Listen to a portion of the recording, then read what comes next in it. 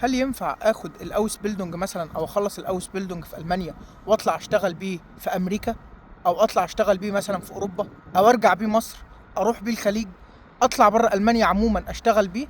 بص، عموما الاوس بيلدونج شهاده مش معترف بيها غير في المانيا وبعض الدول المجاوره الحدوديه مع المانيا اللي بتتكلم الماني، ومعظمهم بيطلب معادله تاني لشهادتك جوه البلد اللي انت عايز تروحها.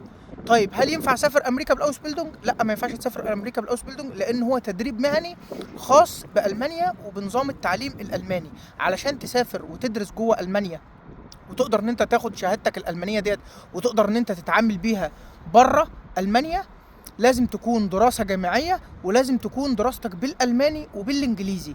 ما ينفعش مثلا انا واخد كليه مثلا هندسه بالالماني واطلع مثلا اروح اشتغل في امريكا بالالماني، ما هو مش هروح اتعامل مع مين وهشتغل مع مين.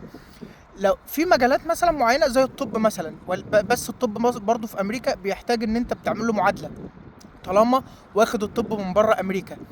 قولا واحدا، الشهاده اللي بتاخدها من المانيا طول ما هي تدريب مهني واوس بيلدونج مش هتنفع غير في المانيا زي ما قلنا.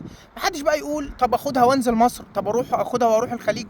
عموما مفيش الكلام ده، هي شهادتك جوه المانيا بس معترف بيها. عايز شهادتك تكون معترف بيها عالميا بنظام التعليم الالماني، فلازم تكون دراسه جامعيه.